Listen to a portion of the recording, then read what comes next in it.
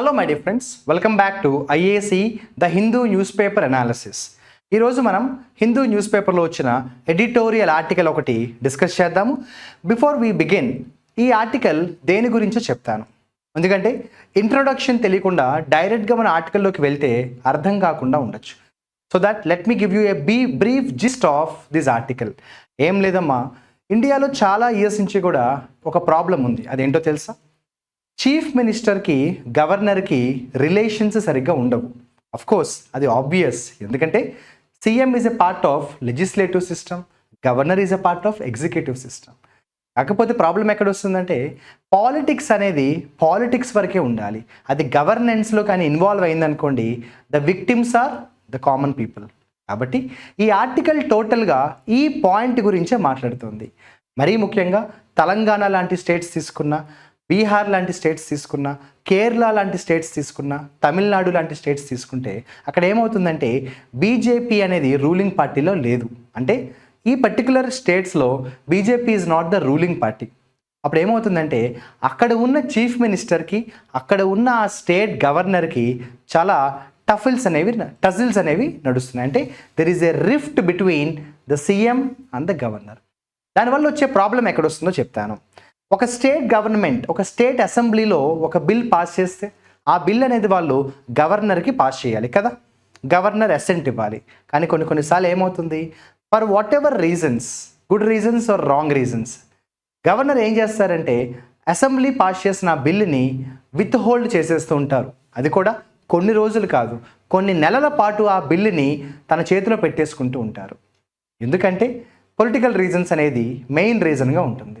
అటువంటప్పుడు ఖచ్చితంగా ఆ పర్టికులర్ స్టేట్ చీఫ్ మినిస్టర్కి, ఆ స్టేట్ గవర్నర్కి గొడవలు అనేవి చాలా కామన్గా జరుగుతాయి. ఇది యాక్చువల్గా ఆలోచిస్తే కరెక్ట్ కాదు, కానీ it has become a very common problem in our country for many years. ఈ పర్టికులర్ పాయింట్ మీద ఈ ఆర్టికల్ అయితే మనకి ఉంటుంది.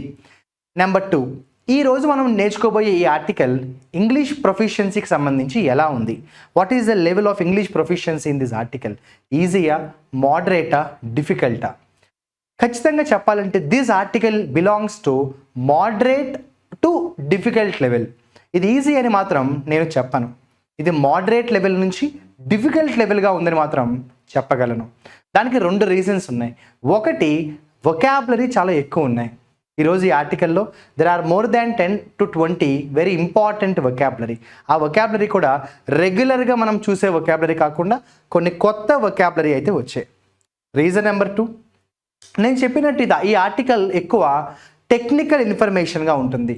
అంటే ఒక రకంగా చెప్పాలంటే పాలిటీ ఎక్కువ కనిపిస్తూ ఉంటుంది, ఆర్టికల్స్ కనిపిస్తూ ఉంటాయి. దానివల్ల ఏమవుతుందంటే అర్థం చేసుకోవడం కొంచెం కష్టం అన్న ఫీలింగ్ కొంతమంది స్టూడెంట్స్కి రావచ్చు. బట్ మీరు ఒక పని చేయండి, once you finish watching the video completely, మీ దగ్గర న్యూస్ పేపర్ ఉంటే మీరు ఒకసారి మళ్ళీ ఈ ఆర్టికల్ని చదవండి. ఓకేనా? ఇక లేట్ చేయకుండా మనం let's begin the session. So let's begin the editorial analysis of July 31st news paper. ఇందులో మనం ఆ ఆర్టికల్ ఒక్కసారి ఎక్స్ప్లెయిన్ చేద్దాం, తర్వాత వొకాబులరీని కూడా కలిసి డిస్కస్ చేద్దాం. Let's begin the session. ఈ ఆర్టికల్ హెడ్లైన్స్లోనే మనకి చాలా ఇన్ఫర్మేషన్ అయితే వచ్చేసింది. వాళ్ళు ఏమన్నారంటే ఆప్షన్ ఆర్ స్ట్రాటజం అని క్వశ్చన్ మార్క్ ఇచ్చారు. ఫస్ట్ ఆఫ్ ఆల్ మీకు అది అర్థం అవ్వాలంటే వొకాబులరీ తెలియాలి. What is the meaning of the vocabulary? Stratagem. Stratagem అంటే ఏం లేదమ్మా, ఒక స్ట్రాటజీ. మరి స్ట్రాటజీకి స్ట్రాటజంకి డిఫరెన్స్ ఏంటి? స్ట్రాటజీ అనేది లాంగ్ టర్మ్గా యూజ్ చేస్తాం. ఇప్పుడు మనం ఒక ఎగ్జామ్కి ప్రిపేర్ అవుతున్నాము, ఒక 6 monthsకి ఎలా ప్రిపేర్ అవ్వాలో ఒక స్ట్రాటజీ వేసుకుంటాం కదా. Strategy is something which is applicable for a longer duration. Stratagem అంటే యాక్చువల్గా చెప్పాలంటే ఇది పాజిటివ్ కాంటెక్స్ట్లో కంటే నెగిటివ్ కాంటెక్స్ట్లో ఎక్కువ యూజ్ చేస్తూ ఉంటాము. ఇంకా చెప్పాలంటే ఒక పన్నాగం అంటాం, కుట్ర అంటాం కదా, అలా అనమాట. ఏ ట్రిక్, ఏ ప్లాయ్, ఏ కాన్స్పిరసీ అంటాం కదా, అలా. సో హెడ్లైన్స్ ఏమన్నాడు తెలుసా? ఆప్షనా లేదా కావాలని చేస్తున్న ఒక కుట్ర అని అడుగుతున్నాడు. అంటే అర్థం ఏంటంటే ఏదైతే ఇప్పుడు నేను చెప్పినట్టు చీఫ్ మినిస్టర్కి గవర్నర్కి ఆ గొడవ జరుగుతుందో, మరీ ముఖ్యంగా గవర్నర్స్ బిహేవ్ చేస్తున్న విధానం అనేది తప్పక చేస్తున్నారా, కావాలని చేస్తున్నారా అని ఒక ప్రశ్న అడిగాడు మన్ని హెడ్లైన్స్ ద్వారా. ఓకేనా, ఇప్పుడు సబ్ హెడ్లైన్స్ చూడండి. Court should limit governors power to refer bills to president without cause. యాక్చువల్గా ఇది మీకు అర్థం అవ్వాలంటే మరొక ఎక్స్ట్రా పాయింట్ నేను మీతో షేర్ చేసుకోవాలి. ఒక స్టేట్ అసెంబ్లీ గవర్నర్కి బిల్ ఫార్వర్డ్ చేసినప్పుడు ఆ బిల్ గవర్నరు ప్రెసిడెంట్కి ఇమ్మీడియట్గా ఫార్వర్డ్ చేయాలి, అంతేనా? కానీ కొన్నిసార్లు గవర్నర్స్ ఏం చేస్తున్నారంటే వాళ్ళ పవర్ని మించి ఆ పర్టికులర్ ఇష్యూలో ఇన్వాల్వ్ అవుతున్నారు. అలా ఇన్వాల్వ్ అవ్వడం మంచిది కాదు అని చెప్తూ ఏమన్నాడు, కోర్ట్స్ ఏం చేయాలంటే గవర్నర్కు ఉన్న పవర్ని ఎక్కడి వరకు అయితే వాళ్ళకు ఉండాలో ఆ పవర్ అనేది అక్కడి దాకే ఉంచాలి, అంటే లిమిట్ దాటకూడదు అని చెప్తూ గవర్నర్ యొక్క పవర్ అనేది బిల్స్ని త్వరగా ప్రెసిడెంట్కి రిఫర్ చేయాలి, ఫార్వర్డ్ చేయాలి తప్ప వాళ్ళు పొలిటికల్ రీజన్స్ వల్ల డైవర్ట్ అవ్వకూడదు అంటున్నాడు. సో కోర్ట్స్ ఏం చెయ్యాలో కూడా హెడ్లైన్స్లో చెప్పేశాడు. ఇంకా చెప్పాలంటే ప్రాబ్లంకు ఏదైతే సొల్యూషన్ ఉందో ఆ సొల్యూషన్ ఇక్కడ చెప్పేశాడు. What is the solution? The judiciary system should intervene in this matter and make sure that the powers of the governor should be confined to the desired levels, but not beyond it. మరీ ముఖ్యంగా ఏదైనా ఒక bill వచ్చినప్పుడు governor దగ్గరికి అది president దగ్గరికి త్వరగా forward చేయాలి తప్ప ఏదో ఒక రీజన్ చెప్పి దాన్ని అలా విత్ హోల్డ్ చేయడం కరెక్ట్ కాదు అని అంటున్నారు. ఓకేనా, దాదాపుగా ఈ ఆర్టికల్లో ఉన్న ఇన్ఫర్మేషన్ అంతా ఆల్రెడీ మీకు అర్థమైపోయింది. ఇప్పటిదాకా నేను చెప్పిన దాంట్లో ఈ ఆర్టికల్ ఒక రకంగా చెప్పాలంటే కవర్ అయిపోయింది అనమాట. ఎందుకు నేను ముందే చెప్పేసిన విషయాలన్నీ కూడా అంటే ఇవి నేను మీకు ముందు చెప్పకుండా ఉంటే మనం డైరెక్ట్ ఆర్టికల్ వెళ్తే అర్థం కాకుండా ఉంటుంది. బికాస్ నేను చెప్పాను కదా ఈ ఆర్టికల్లో వొకాబులరీ చాలా ఎక్కువ ఉన్నాయి, దాంతోపాటు technical information, English language proficiency కూడా కొంత డిఫికల్ట్గానే ఉందని చెప్పాలి. కాబట్టి నేను మీకు ముందే ఏం చేశాను, ఈ ఆర్టికల్లో వాట్ ఈజ్ వాట్ అని క్లారిటీగా చెప్పేశాను. ఇప్పుడు మనం ఇంకా లేట్ చేయకుండా ఈ ఆర్టికల్ని చదువుదామా? వన్ బై వన్ నేను ప్రతి సెంటెన్స్ని ఎక్స్ప్లెయిన్ చేయడానికి ట్రై చేస్తాను, మీరు కూడా జాగ్రత్తగా ఫాలో అవ్వండి. మీరు మాత్రం ఈ వీడియో చూడడం కంప్లీట్ అయిన తర్వాత కంపల్సరీగా ఈ ఆర్టికల్ని చదవండి. ఓకేనా, let's begin the article. The manner in which some governors have been dealing with legislation passed by the state legislature is a travesty of the constitution. యాక్చువల్గా ఈ సెంటెన్స్ మీనింగ్ ఏంటంటే డైరెక్ట్గా తెలుగులో చెప్తాను. ఈ మధ్య కాలంలో గవర్నర్స్ ప్రవర్తిస్తున్న తీరు నిజంగా చెప్పాలంటే కరెక్ట్గా లేదు అంటున్నాడు. అయితే ఈ ఆర్టికల్లో ఉన్న వొకాబులరీ నేను ఎండింగ్లో ఎక్స్ప్లెయిన్ చేస్తాను, సరేనా?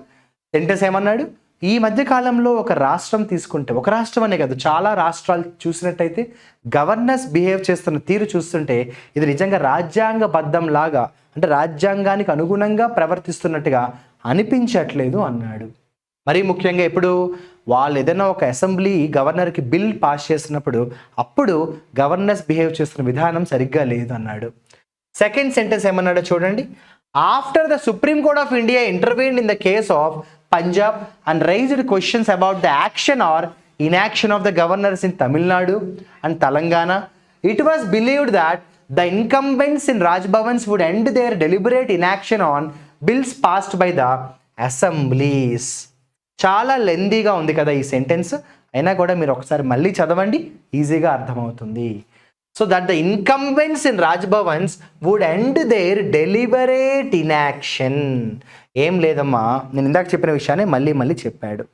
ఈ మధ్యకాలంలో ఏమవుతోంది, చాలా రాష్ట్రాల్లో గవర్నర్స్ ఏం చేస్తున్నారంటే ఆ పర్టికులర్ స్టేట్ అసెంబ్లీ వాళ్ళకి ఏదైనా బిల్ పాస్ చేస్తే వాళ్ళు ఏం చేయాలి, ఆ బిల్లుని ప్రెసిడెంట్కి పంపకుండా ఏదో ఒక పొలిటికల్ రీజన్స్ వల్ల, ఏదో ఒక రీజన్ వల్ల వాళ్ళు ఏం చేస్తున్నారంటే వాళ్ళు చేయాల్సిన కర్తవ్యం చేయట్లేదు, డెలిబరేట్గా ఆ పని చేస్తారు, అంటే కావాలని వాళ్ళు చేయాల్సిన కర్తవ్యం చేయకుండా ఉన్నారు. ఇది కూడా సుప్రీంకోర్టు ఈ మధ్యకాలంలో చాలా సందర్భాల్లో ఈ విషయాన్ని చెప్పి గవర్నర్స్ అలా చేయకూడదు, తప్పు అని చెప్పింది. మరీ ముఖ్యంగా పంజాబ్లో ఇలాంటి ఇన్సిడెంట్స్ జరిగాయి, తమిళనాడులో జరిగాయి, తెలంగాణలో కూడా జరిగాయి. ఇలాంటి స్టేట్స్లో ఇలాంటి ఇష్యూస్ రిపీటెడ్గా జరిగిన తర్వాత సుప్రీంకోర్టు ఇన్వాల్వ్ అయ్యింది, అలా చేయకూడదు తప్పు అని చెప్పింది. సుప్రీంకోర్టు అలా వార్నింగ్ ఇచ్చినా కూడా గవర్నర్స్ పదే ఇలాంటి బిహేవియర్నే చూపిస్తున్నారు. ఎలాంటి బిహేవియరు, వాళ్ళు చేయాల్సిన డ్యూటీ చేయకుండా ఏదైనా అసెంబ్లీ ఒక బిల్ పాస్ చేస్తున్నప్పుడు వాళ్ళు వెంటనే ప్రెసిడెంట్కి ఆ బిల్ని ఫార్వర్డ్ చేయకుండా విత్ హోల్డ్ చేసేసుకుంటున్నారు. However it appears that on finding that their supposed discretion to sit indefinitely on the bills or withhold assent of them to them has been significantly curtailed. ముందు ఇక్కడ దాకా చూద్దాం ఏమన్నాడు. కానీ ఇట్ అపియర్స్ దాట్ చాలా రీసెర్చ్ చేసిన తర్వాత ఒక విషయం అయితే తెలిసింది. ఏమని? గవర్నర్స్ ఈ విషయాన్ని చాలా సీక్రెట్గా చేస్తున్నారు. సిట్ ఆన్ అంటే ఆ బిల్స్ విషయంలో ఏ యాక్షన్ తీసుకోకుండా సైలెంట్గా కూర్చుంటున్నారు అనమాట. పోనీ ఆ బిల్లుకి వాళ్ళ ఆమోదన తెలియజేసి అసెంట్ ఇచ్చి మళ్ళీ వెనక్కి పంపిస్తున్నారా? పంపట్లేదు. అంటే అసెంబ్లీ, ఇప్పుడు ఫర్ ఎగ్జాంపుల్ నేను గవర్నర్ అనుకోండి, నాకు స్టేట్ అసెంబ్లీ నుంచి ఒక బిల్ వచ్చింది. నేను ఏం చేయొచ్చు? ఆ బిల్ చదివి బాగుందనుకుంటే టిక్ పెట్టేసి ఓకే చేసేయచ్చు. లేదు ఏమైనా నాకు మైనస్ పాయింట్స్ కనిపిస్తే మళ్ళీ ఒకసారి చెక్ చేయండి అని అసెంబ్లీకి పంపచ్చు. లేదు ఇంకా నాకు నచ్చకపోతే ప్రెసిడెంట్ ఆఫ్ ఇండియాకి పంపచ్చు. ఇవేమీ చేయకుండా కామ్గా కూర్చుంటానంటే ఎలా? అది కూడా 2-3 రోజులు అంటే ఓకే, కొన్ని మంత్స్ పాటు నేను ఏ యాక్షన్ తీసుకోకుండా ఆ బిల్లు నా దగ్గర పెట్టుకుంటానంటే ఎలా? కాబట్టి ఇలా చేయడం రాంగ్. పర్మిషన్ అసెంట్ ఇవ్వక, ప్రెసిడెంట్కి పంపక, ఏమీ చేయకుండా కావాలని ఇలా నేను సైలెంట్గా ఉండడం కరెక్ట్ కాదు కదా. Has been significantly curtailed. అయితే ఒకప్పుడుతో కంపేర్ చేస్తే కొంచెం ఈ మధ్యన ఈ ఇన్సిడెంట్స్ తగ్గాయి. అయినా కూడా governors have taken to the strategy of sending bills they disapprove of to the president for consideration. Governors have taken to the stratagem, కావాలని ఇలా చేస్తున్నారు, of sending bills they disapprove to the president. వాళ్ళ డ్యూటీస్ని కరెక్ట్గా చేయట్లేదు అంటున్నాడు. అంటే ఒకే విషయాన్ని ఇప్పటిదాకా మనం రిపీటెడ్గా డిస్కస్ చేసుకోవడం అయితే చూసాము. ఇక నెక్స్ట్ సెంటెన్స్ ఏంటో చూద్దాం. కేర్ఫుల్గా ఫాలో అవ్వండి. When the president refuses assent, సరే ప్రెసిడెంట్ దగ్గరికి బిల్ పాస్ చేశారు. ప్రెసిడెంట్ ఏం చేయాలి? ఓకే చెప్పాలి లేదా నో చెప్పాలి. ఒకవేళ ప్రెసిడెంట్ కానీ ఒప్పుకోకపోతే based on the advice of the union government, there is no recourse left for the state legislatures. ఒకవేళ గవర్నరు ఆ బిల్లుని ప్రెసిడెంట్కి పంపిన తర్వాత ప్రెసిడెంట్ కానీ నో చెప్పారనుకోండి, ఇంకెవరు చేసేదేమీ లేదు. అప్పుడు స్టేట్ లెజిస్లేచర్స్ కూడా చేసేదేమీ లేదు. This has given rise to the question whether the provision for reservation of some bills for the president's consideration is being misused for subverting federalism. ఈ పవర్ ఏదైతే ప్రెసిడెంట్కి ఉందో, అంటే ఆ బిల్లు వద్దు నో అని చెప్పే పవర్ ఏదైతే ప్రెసిడెంట్కి ఉందో, ప్రెసిడెంట్కి ఆ పవర్ ఉండడం వల్ల కొంతమంది గవర్నర్స్ కావాలని అసలు ప్రెసిడెంట్ దాకా కూడా ఈ బిల్లుని రిఫర్ చేయకుండా, అలానే వీళ్ళు అసెంట్ ఇవ్వకుండా, అలానే రీకన్సిడరేషన్కి అసెంబ్లీకి పంపకుండా, ఈ 3 ఆప్షన్స్లో ఏ యాక్షన్ తీసుకోకుండా గవర్నర్స్ ఆ బిల్లుని వాళ్ళ దగ్గర విత్హోల్డ్ చేయడం, ఇది కావాలని చేస్తున్నారు. దానివల్ల వచ్చే నష్టం ఏంటి? దానివల్ల జరిగే డ్యామేజ్ ఏంటి? ఫెడరలిజం నాశనం అయిపోతుంది. మీ అందరికీ తెలుసు ఫెడరలిజం అంటే, నేను చాలా వీడియోస్లో చెప్పాను, మళ్ళీ చెప్తున్నాను. ఇండియాలో ఫెడరల్ సిస్టమ్ ఉంది. అంటే సెంట్రల్ గవర్నమెంట్ ఉంది, స్టేట్ గవర్నమెంట్స్ ఉంటాయి. రెండు వాళ్ళు మ్యూచువల్ సపోర్ట్, ఒకరికొకరు సపోర్ట్ చేసుకుంటూ పనిచేయాలి. కానీ గవర్నర్స్ ప్రవర్తిస్తున్న ఇలాంటి ప్రవర్తన వల్ల ఏమవుతుందంటే ఇండియాలో ఫెడరలిజం అనేది ఇంకా పాడైపోతుంది. సబ్వర్ట్ అయిపోవడం అంటే ఇంకా నాశనం అయిపోవడం అన్నమాట. In other words, the centre is giving a contrived veto over state laws, something that not envisaged in the constitution. మీకు ఈ సెంటెన్స్ అర్థం అవ్వాలంటే చాలా వొకాబులరీ తెలియాలి. ఫస్ట్ వొకాబులరీ ఏంటంటే వీటో అంటే దేన్నైనా రిజెక్ట్ చేసే అధికారం, తిరస్కరించే అధికారం. కంట్రైవ్డ్ అంటే కావాలని, అంటే ముందు నుంచి లేదు, మధ్యలో కావాలని ఆర్టిఫిషియల్గా ఇచ్చారనమాట. సో సెంట్రల్ గవర్నమెంట్ ఏం చేసింది? తిరస్కరించే అధికారాన్ని కావాలని ఇచ్చింది. స్టేట్ లాస్ అంటే రాష్ట్రాలకు ఉండే అధికారం కంటే కేంద్రాలకు అధికారం ఎక్కువ ఇవ్వడం జరిగింది. అలా ఇవ్వడం వల్ల ఏమైంది? ఈ ప్రాబ్లమ్స్ అన్నీ మొదలయ్యాయి. అయితే మరి కాన్స్టిట్యూషన్ రాసేటప్పుడు కాన్స్టిట్యూషన్ రాసిన వాళ్ళు ఇలాంటివన్నీ ఆలోచించలేదు, ఎన్విసేజ్ చేయలేదు, అంటే ప్రెడిక్ట్ చేయలేదు. అప్పట్లో ఇలాంటి సిచ్యువేషన్స్ వస్తాయని వాళ్ళు ఊహించకపోవడం ఒక రకంగా ఈ ప్రాబ్లమ్స్కి ఒక కారణం అని చెప్తున్నారు. నెక్స్ట్ సెంటెన్స్ ఏమన్నాడో చూడండి. This is precisely the question that Kerala has raised in the writ petition. ఈ మధ్య కాలంలో నేను చెప్పినట్టు తమిళనాడులో, పంజాబ్లో, తెలంగాణలో ఇలా ఎన్నో రాష్ట్రాల్లో ఈ ప్రాబ్లం వచ్చింది. కేరళలో కూడా ఇలాంటి ప్రాబ్లమే వచ్చింది. అప్పుడు కేరళ గవర్నమెంట్ ఏం చేసిందంటే కోర్టుకి వెళ్ళి ఇదే ఇష్యూని చెప్పింది.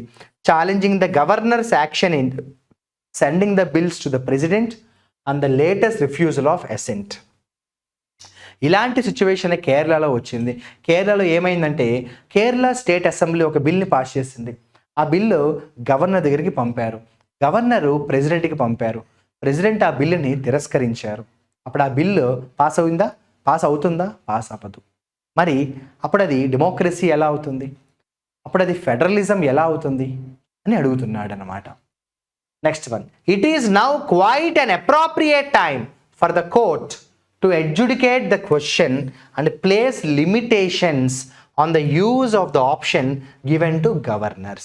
కాబట్టి ఇకనైనా కూడా మనం అవసరమైన స్టెప్స్ తీసుకోవాలి. అవసరమైతే కాన్స్టిట్యూషనల్ అమెండ్మెంట్ అయినా చేయాలి. చేసి ఏం చేయాలి? గవర్నర్కు ఉన్న పవర్స్ని జాగ్రత్తగా మళ్ళీ ఒకసారి రీడిజైన్ చేయాలి. లేకపోతే ఏమవుతుంది? లెజిస్లేచర్ని ఒకవేళ ఎగ్జిక్యూటివ్ డామినేట్ చేస్తే అప్పుడు అది డెమోక్రసీ అని ఎలా పిలుస్తాము? ఫెడరలిజం అన్న వర్డ్ని మనం ఏ ధైర్యంతో వాడగలము? ఎందుకంటే మనం ఓటేసి గెలిపించేది ఎగ్జిక్యూటివ్లో ఉన్న వాళ్ళని కాదు. డైరెక్ట్ ఎలక్షన్స్ ద్వారా మనం గెలిపించుకున్నది లెజిస్లేచర్ని.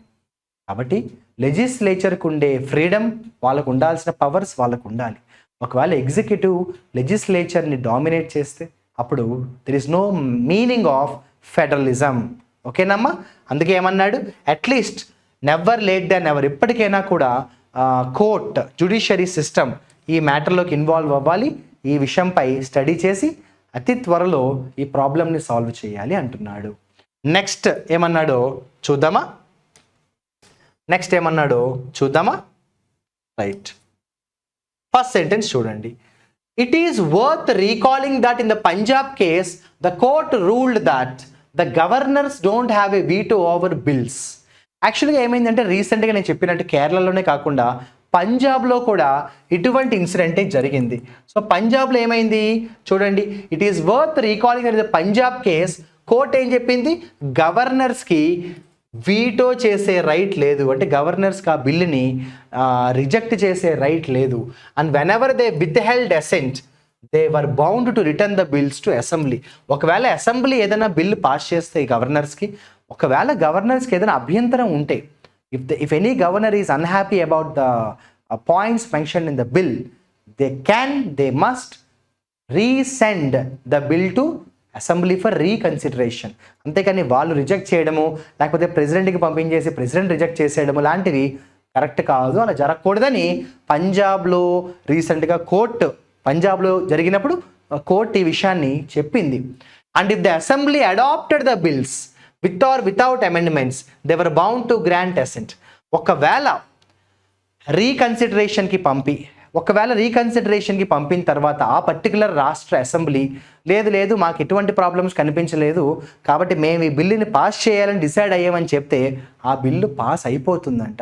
అంటే ఈ మధ్యకాలంలో చాలా ఇష్యూస్ జరిగినప్పుడు కోర్ట్ ఏమని చెప్పిందంటే రాష్ట్రాలకు, స్టేట్ లెజిస్లేచర్కి పవర్స్ ఇవ్వండి.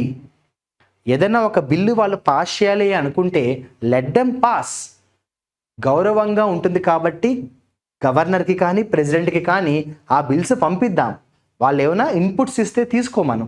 కానీ ఫైనల్ అథారిటీ అనేది అసెంబ్లీస్కి ఉండాలి, కానీ గవర్నర్కి ప్రెసిడెంట్కి ఫైనల్ పవర్స్ ఏంటి అని కోర్ట్స్ చాలా క్లియర్గా చెప్పాయంట. In the case of Telangana, court observed that governors were expected to act on bills as soon as possible. మీకు బెస్ట్ ఎగ్జాంపుల్ ఇవ్వాలంటే తెలంగాణలో కూడా మొన్న ఎలక్షన్స్ ముందు ఈ గొడవ ప్రతిరోజు న్యూస్ పేపర్లో వచ్చేది. ఎక్స్ చీఫ్ మినిస్టర్కి, ఎక్స్ గవర్నర్గా ఉన్న మేడంకి కూడా కాన్స్టెంట్ గొడవలు అవుతూ ఉండేవి. కొన్ని నెలల పాటు ఆ గవర్నర్ ఏం చేశారంటే బిల్స్ని విత్ హోల్డ్ చేసేసుకునేవారు. కొన్ని బిల్స్ పాస్ చేయను అని చెప్పేవారు. అయితే తెలంగాణలో కూడా ఈ ఇష్యూ జరిగినప్పుడు మనకి కోర్ట్స్ ఏం చెప్పాయంటే అలా రాంగ్, గవర్నర్దే తప్పు. ఒక రాష్ట్ర లెజిస్లేటివ్ సిస్టమ్ ఏదైతే అసెంబ్లీ ఉందో ఏదైనా బిల్ని పాస్ చేయాలనుకుంటే లెట్ దెమ్ పాస్. ఎందుకంటే వాళ్ళు ప్రజలు ఎన్నుకున్న రిప్రజెంటేటివ్స్ కాబట్టి. Let them pass if they want to pass A bill. అంతేగాని పాస్ చేయొద్దు అని చెప్పడానికి గవర్నర్కి రైట్ లేదు. అలాగే రిజెక్ట్ చేసే రైట్ కూడా గవర్నర్కి ఉండకూడదని పదే పదే కోర్ట్స్ ఈ విషయాన్ని చెప్పాయంట. The court observed that governors were expected to act on bills as soon as possible. మీకు తెలంగాణలో ఏమైందంటే ఎక్స్ గవర్నర్గా ఉన్న ఒక మేడం తను ఏం చేశారంటే చాలా నెలల పాటు బిల్స్ని తన చేతిలో పెట్టేసుకునేవారు, విత్ హోల్డ్ చేసేవారు. చాలాసార్లు అప్పుడు ఏదైతే గవర్నమెంట్ రూలింగ్ పార్టీగా ఉందో ఆ లీడర్స్ కూడా పదే పదే గవర్నర్ని క్వశ్చన్ చేస్తూ ఉండేవారు. ఇదేంటిది, మీరు బిల్లు మేము మీకు పంపినప్పుడు మీరు మాకైనా తిరిగి పంపండి, ప్రెసిడెంట్కైనా పంపండి, అసెంట్ అయినా ఇవ్వండి. అది ఇది కాకుండా మీరు ఏమీ మాట్లాడకుండా కొన్ని నెలల పాటు ఆ బిల్లుని మీ చేతిలో పెట్టుకోవడం రాంగ్ కదా అని ఒక పాయింట్ అయితే రిపీటెడ్గా జరిగింది. అందుకే కోర్ట్స్ ఏమన్నాయంటే లేట్ చేయకూడదు, యాజ్ సూన్ యాజ్ పాసిబుల్ మీరు ఆ బిల్స్ని మళ్ళీ అసెంబ్లీకి పంపండి అని ఒక పాయింట్ని రిపీటెడ్గా చెప్పారనమాట courts. Underscoring that the phrase had significant constitutional content and that constitutional functionaries would have to bear this in mind. Courts warning ఇచ్చారు గవర్నర్స్కి, పదే పదే కోర్టులు వార్నింగ్ ఇచ్చాయి. ఏమని వార్నింగ్ ఇచ్చాయి అంటే మీ దగ్గరికి ఏదైనా బిల్లు వచ్చినప్పుడు దయచేసి మీరు త్వరగా లేట్ చేయకుండా, కావాలని లేట్ చేయకుండా ఆ బిల్ చదివి ఓకే చెప్పండి. ఏమైనా ఒకవేళ సజెషన్స్ ఉంటే మళ్ళీ తిరిగి అసెంబ్లీకి ఆ బిల్ని వెనక్కి పంపండి. ఒకవేళ అప్పుడు అసెంబ్లీకి మళ్ళీ మాకు ఈ బిల్లే కావాలి, మేము ఇది పాస్ చేసేస్తాము అని వాళ్ళు గట్టిగా చెప్తే లెట్ దెమ్ పాస్ అని చాలాసార్లు కోర్టు వ్యవస్థలు ఈ విషయాన్ని చెప్పాయి. కాన్స్టిట్యూషన్ని గౌరవించండి అని కూడా కోర్ట్స్ పదే పదే చెప్పాయి. ఎవరికి? గవర్నర్స్కి. It is quite surprising that the governors of West Bengal and Kerala have learned nothing from these judgements and observations. కానీ కోర్టులు ఈ విషయాన్ని ఎన్నిసార్లు పదే పదే చెప్పినా కూడా కొంతమంది గవర్నర్స్ కోర్ట్స్ చెప్పిన ఈ సజెషన్స్ని కూడా సీరియస్గా తీసుకోలేదు. మరీ ముఖ్యంగా వెస్ట్ బెంగాల్ గవర్నర్స్ కావచ్చు, కేరళ గవర్నర్స్ కావచ్చు, చివరికి కోర్టులు చెప్పిన దాన్ని కూడా విస్మరించారు, పట్టించుకోలేదని అంటున్నాడు. ఇక మనం పారాగ్రాఫ్ లాస్ట్కి వచ్చేస్తే ఏమన్నాడో ఒకసారి చూడండి. The inaction on these bills, one second ఏమన్నాడు చూడమ్మా ఒకసారి వాడు. ఇక్కడ నుంచి చూద్దాం. The inaction on these bills range from 23 to 10 months. కొన్నిసార్లు ఏమైందంటే గవర్నర్ దగ్గరికి బిల్లు వచ్చిన తర్వాత వాళ్ళు ఎటువంటి రెస్పాన్స్ లేకుండా ఏం చేసేవారంట, ఆ బిల్స్ని సుమారుగా 10 నెలల వరకు కూడా వాళ్ళ దగ్గర పెట్టేసుకునేవారట. వెస్ట్ బెంగాల్ అయితే ఏం చేసింది, వెస్ట్ బెంగాల్ గవర్నమెంట్ ఏం చేసింది, has challenged the inaction on some bills, a few of which may have been referred to the president. West Bengal ప్రభుత్వం కూడా ఆ వెస్ట్ బెంగాల్ గవర్నర్ ప్రవర్తించిన తీరుకు వ్యతిరేకంగా చాలాసార్లు కోర్టుకు వెళ్ళి ఫైట్ చేసిందనమాట. ఇప్పుడు ఫైనల్గా మనం కంక్లూజన్కి వస్తే ఏమన్నాడు, the issue transcends the political considerations that may have inspired the action or inaction on the part of the governor. నిజం చెప్పాలంటే ఈ ఒక్క సెంటెన్స్లో చాలా మ్యాటర్ ఉంది. ఈ ఒక్క సెంటెన్స్లో మనకి చాలా మ్యాటర్ ఉంది. ఏమన్నాడో తెలుసా, ద ఇష్యూ ఏది ఇప్పటిదాకా మనం మాట్లాడుకుంటున్న ఏదైతే గవర్నర్స్ యొక్క రాంగ్ బిహేవియర్ ఏదైతే ఉందో ఈ issue transcends the political considerations that may have inspired the action or inaction on the part of the governor. ఇప్పుడు ఇదంతా పక్కన పెట్టండి, అసలు మనం ఆలోచిస్తే ఎందుకు గవర్నర్స్ ఇలా బిహేవ్ చేస్తున్నారు మనందరికీ తెలుసు. It's an open secret. మనం దానికోసం మళ్ళీ లౌక్యంగా డిప్లొమాటిక్గా మాట్లాడుకోకర్లేదు. డబుల్ ఇంజన్ గవర్నమెంట్స్ ఉన్న రాష్ట్రాలతో ఈ ఇబ్బంది ఉండదు. ఏ స్టేట్స్లో ఈ ప్రాబ్లం ఉంటుంది, ఏ స్టేట్స్లో అయితే సెంట్రల్ గవర్నమెంట్ బీజేపీ లేదో ఆ స్టేట్స్లో ఈ ప్రాబ్లం కామన్గా కనిపిస్తుంది. అంటే పొలిటికల్ ఇన్ఫ్లుయెన్స్ అనేది గవర్నర్స్ మీద ఆబ్వియస్గా ఉంటుంది. అదే మెయిన్ రీజన్ అన్న విషయం కూడా అందరికీ తెలుసు. కానీ ఇప్పుడు ఈ సమస్య ఏదైతే ఉందో, ఈ ఇష్యూ ఏదైతే ఉందో ఈ ఇష్యూ చాలా పెద్ద ఇష్యూ అయిపోయింది అంటున్నాడు. ట్రాన్సెన్స్ అంటే దాటేసింది, హద్దులు మీరిపోయాయి. చాలా సందర్భాల్లో చాలా రాష్ట్రాల్లో చాలామంది గవర్నర్లు హద్దు మీరి ప్రవర్తించారు. కాబట్టి ఈ ఇష్యూ ఈరోజు చిన్న ఇష్యూ కాదు, చాలా పెద్ద ఇష్యూ అయిపోయింది. At its core, it concerns the question whether the Constitution permit such indirect central intervention in the legislative domain of the state. ఈ సెంటెన్స్ చాలా ఇంపార్టెంట్ సెంటెన్స్. ఇప్పుడు డైరెక్ట్ ఇండైరెక్ట్ రెండు పదాలు ఉన్నాయి. ప్రజలకు సంబంధించి డైరెక్ట్ కమ్యూనికేషన్ అవ్వచ్చు. ప్రజలు ఎన్నుకున్న నాయకులు డైరెక్ట్గా ఎవరు? లెజిస్లేచర్. మరి ఎగ్జిక్యూటివ్ అంతా కూడా ఏమని పిలుస్తాం మనం? ఇండైరెక్ట్ అంటాం. ఇప్పుడు ప్రజలు ఓట్లేసి గెలిపించుకున్న వాళ్ళు అసెంబ్లీకి వెళ్తారు కదా. అసెంబ్లీలో ఉన్న వాళ్ళందరూ పీపుల్స్ రిప్రజెంటేటివ్స్గా పిలుస్తాం. మరి వాళ్ళొక బిల్లు పాస్ చేసే రైట్ వాళ్ళకు ఉంటుంది కదా.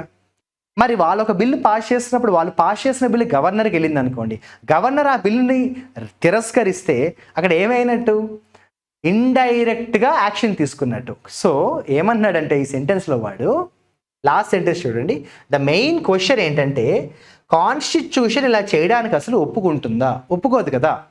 అంటే ఎప్పుడు కూడా కాన్స్టిట్యూషన్ ఒక మాట చెప్తూ ఉంటుంది, you cannot do something indirectly that you can't do directly అంటుంది. ఇంకా చెప్పాలంటే ఆర్టికల్ 370 అబ్రోగేషన్ టైంలో కూడా సుప్రీంకోర్టు ఈ స్టేట్మెంట్ చెప్పింది. ఏం చెప్పింది? You cannot do something indirectly that you are not allowed to do directly. నువ్వు ఆ పని చేయకూడదు అని మేము చెప్తే నువ్వు దాన్ని డైరెక్ట్గా చేయకుండా ఇండైరెక్ట్గా చేస్తే ఎలా ఊరుకుంటాము? అర్థమైందా? సో నువ్వు డైరెక్ట్గా చేయకూడదని చెప్తే అసలు ఎలా కూడా చేయకూడదు. నువ్వు ఆ పని చేయకూడదు అంటే చేయకూడదు అంతే. నువ్వు తెలివితేటలు వాడి ఇండైరెక్ట్గా చేస్తే మేము చూస్తూ ఊరుకోమని సుప్రీంకోర్టు చాలాసార్లు చెప్తూ ఉంది. ఈ స్టేట్మెంట్ కూడా అర్థం ఏంటంటే ఈ టోటల్ ఇష్యూలో గవర్నర్ ఆఫ్ ఏ స్టేట్ తన పవర్ని వాడుకుని ఇండైరెక్ట్గా పాలిటిక్స్ ప్లే చేయడం రాంగ్. మరి దీన్ని కాన్స్టిట్యూషన్ సపోర్ట్ చేయదు అని ఓపెన్గా చెప్పాడు. సో నేను ముందే చెప్పినట్టు ఈ ఆర్టికల్ కొంచెం కాంప్లికేటెడ్గా ఉండే ఒక ఆర్టికల్, ఒక రకంగా ఛాలెంజింగ్గా కూడా ఉంటుంది. సో ఒకసారి మీరు వీడియో చూడడం కంప్లీట్ అయిన తర్వాత ఈ ఆర్టికల్ ఒకసారి మళ్ళీ చదవండి. ఎందుకంటే మనం ప్రిపేర్ అయ్యే కాంపిటేటివ్ ఎగ్జామ్స్కి కాంప్రహెండింగ్ స్కిల్స్ అనేవి చాలా అవసరం. బేసికల్గా ఈ న్యూస్ పేపర్ ప్రోగ్రామ్ యొక్క ఆబ్జెక్టివ్ కూడా అదే కదా. ఒక ఆర్టికల్ చదివి అర్థం చేసుకోగలుగుతున్నామా లేదా? It is to test our ability to read something and understanding skills ఎలా ఉన్నాయి. ఓకేనమ్మా? So this is something about the article. ఒకసారి మనం ఏం చేద్దామంటే బ్యాక్కి వెళ్ళి ఈ ఆర్టికల్లో ఉన్న ఇంపార్టెంట్ వొకాబులరీ ఏంటో ఒకసారి మనం డిస్కస్ చేద్దాం. ఆ వొకాబులరీ కూడా ఈరోజు నేను చెప్పినట్టు చాలా ఇంపార్టెంట్ వొకాబులరీ మనకి ఈరోజు కనిపించాయి. అట్ ద సేమ్ టైం మనం ఆ ఆర్టికల్లో ఉన్న వొకాబులరీతో పాటుగా ఆ వొకాబులరీ ఎలా వాడారో కూడా మనం డిస్కస్ చేద్దాం. స్టార్టింగ్ చూస్తే స్ట్రాటజం అనే వొకాబులరీ వచ్చింది. స్ట్రాటజం అంటే ఏంటని చెప్పాను? ఒక ప్లాయ్, ఒక కుట్ర, పన్నాగం అంటాను చూస్తారు, అలా అనమాట.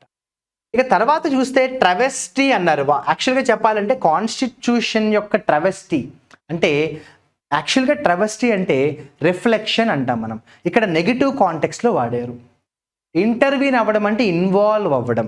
అయితే ఇన్వాల్వ్ అవ్వడానికి ఇంటర్వ్యూన్ అవ్వడానికి చిన్న డిఫరెన్స్ ఉంది. నెగిటివ్గా మాట్లాడేటప్పుడు మనం ఇంటర్వ్యూన్ అంటాం మనం. ఓకేనమ్మా? నెక్స్ట్ చూడండి, ఇన్కంబెంట్స్ అన్నాడు. ఇన్కంబెంట్ అంటే ఎవరైతే అధికారంలో ఉన్నారో, ఎవరైతే రూలింగ్లో, ఎవరైతే పవర్లో ఉన్నారో ఇన్కంబెంట్స్ అంటాము. డిస్క్రిషన్ అంటే యాక్చువల్గా మనం పూర్తి అధికారం అంటాం, అంటే పవర్. ఓకేనమ్మా? ఇక్కడ యాక్చువల్గా సిట్ అన్నారు చూసారా? సిట్ అంటే కూర్చోవడం అని కాదు, సిట్ ఆన్, అదంతా కూడా ఒకే ఎక్స్ప్రెషన్. అంటే ఇక్కడ ఏమైందంటే ఒక బిల్లు గవర్నర్కి వచ్చినప్పుడు వాళ్ళు ఏం చేస్తున్నారంటే ఆ బిల్లుని ఏ యాక్షన్ తీసుకోకుండా కామ్గా ఉంటున్నారు. సిట్ ఆన్ అంటే ఇక్కడ ఏంటంటే డూ నథింగ్. ఓకేనా? బీ వెరీ ప్యాసివ్ అన్న మీనింగ్ వస్తుంది. ఇక్కడ డెలిబరేట్ అనే ఒక వొకాబులరీ వాడారు. కావాలని చేస్తున్న పని అంటున్నాం. గవర్నర్స్ చాలామంది ఏం చేస్తున్నారు? డెలిబరేట్ ఇన్యాక్షన్ అంటే కావాలని ఏమీ చేయకపోవడం. విత్ హోల్డ్ అంటే తెలుసు కదా, దాన్ని ఏం చేయకుండా వాళ్ళ దగ్గర పెట్టుకోవడం అనమాట, అంటే స్టాప్. హోల్డ్ అంటాం. అసెంట్ అంటే తెలుసు కదా, ఒప్పుకోవడం, అగ్రీ. ఇక కర్టైల్ అంటే చెప్పాను, గుర్తుందా? కర్టైల్ అంటే ఏంటి? స్టాప్. కంట్రోల్ అన్న మీనింగ్ కూడా వస్తుంది. రికోర్స్ అంటే ఆశ, హోప్. ఇప్పుడు ఒక స్టేట్ అసెంబ్లీ ఒక బిల్ పాస్ చేసిందమ్మా, కానీ ఆ అసెంబ్లీ ముందు ఎవరికి ఇవ్వాలి? ఆ బిల్లు గవర్నర్కి ఇవ్వాలి. గవర్నర్ ప్రెసిడెంట్కి ఇచ్చారు. ప్రెసిడెంట్ ఆ బిల్ని క్యాన్సిల్ చేసేస్తే ఇంక అర్థం ఏంటి?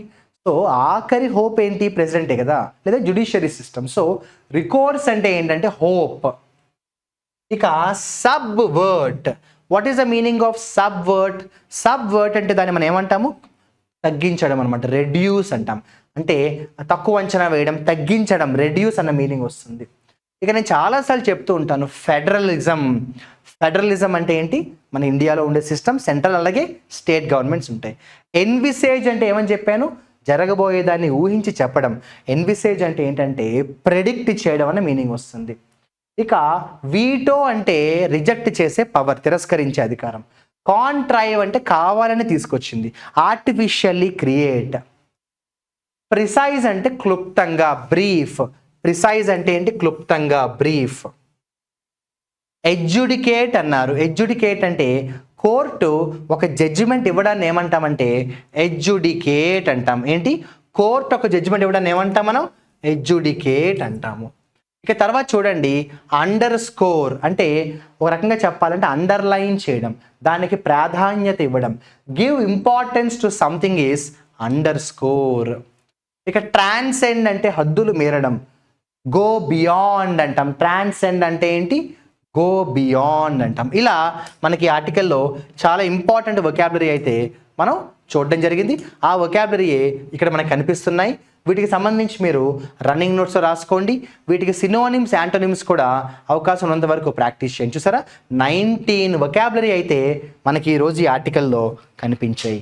So before we end the session, ఒకసారి టోటల్ ఆర్టికల్కి సంబంధించి మేజర్ ఇంపార్టెంట్ పాయింట్స్ ఏమున్నాయో బ్రీఫ్గా డిస్కస్ చేద్దాం. Point number 1, this is an article basically about the disputes, ongoing disputes happening between CM and governor in a state. Number 2, this is not a new issue. This particular issue has been ongoing for many decades, especially found very common in states where the central government is not with alliance. So double engine government లేని స్టేట్స్లో ఇది కామన్గా కనిపిస్తుంది. Point number 3, according to the Indian Constitution, there are certain rules, but unfortunately they are being violated, or the powers of the governor are being misused. Number 4, politics is different, administration should be different. But politics should not involve in administration. But that's the whole problem happening in this scenario. In many states where there is non-BJP parties, the governors in those states, they are acting against the legislative system. As per the process, if the state assembly decides to pass a bill, they usually pass the bill to the governor for reference. Either the governor can agree to the bill, or the governor can send it back for reconsideration, or send it to the President of India. But in most of the cases, the governor is being very passive. The governor is taking no action deliberately, because of which time అనేది చాలా waste అవుతూ ఉంటుంది. ఆ bill అనేది pass అవ్వకుండా అలా ఉండిపోతుంది.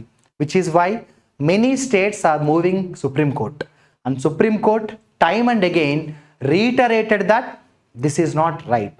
Supreme Court in many past judgments warned the governors to follow the constitution with commitment, but still some state governors like Kerala and Telangana or even Bihar, Punjab, ఆ governors ఏం చేశారు? Supreme court judgement ఇచ్చినా కూడా పట్టించుకోలేదు, violate చేశారు. వాళ్ళకున్న political pressures వల్ల supreme court జడ్జిమెంట్ని కూడా గౌరవించలేదు. దానివల్ల ఏమైంది? లెజిస్లేటివ్ సిస్టమ్కి ఉండాల్సిన పవర్స్ లేకుండా పోతున్నాయి. కాబట్టి కంక్లూడింగ్ స్టేట్మెంట్ ఏమన్నాడు ఆర్టికల్లో? This is not right. At least now let the constitution win, let the constitution prevail, let the cooperative federalism be there in our system. మన సిస్టంలో కోఆపరేటివ్ ఫెడరలిజం ఉండాలి, కానీ కాంపిటేటివ్ ఫెడరలిజం ఉండకూడదు అన్నది main outcome of the article. నేను ముందే చెప్పినట్టు ఈ ఆర్టికల్ ఈజీ అయితే కాదు, కొంతమంది స్టూడెంట్స్కి మోడరేట్గా ఉంటుంది, కొంతమందికి అయితే డిఫికల్ట్గా అనిపించవచ్చు. ఈ 19 వొకాబులరీ కూడా బాగా ప్రిపేర్ అవ్వండి. నేను చెప్పినట్టు ఒకసారి మీరు దగ్గర పేపర్ ఉంటే ఈ ఆర్టికల్ని చదవండి. Regular news paper reading is the success secret in all competitive exams. All the best and good luck. I hope the session is interesting. Good luck.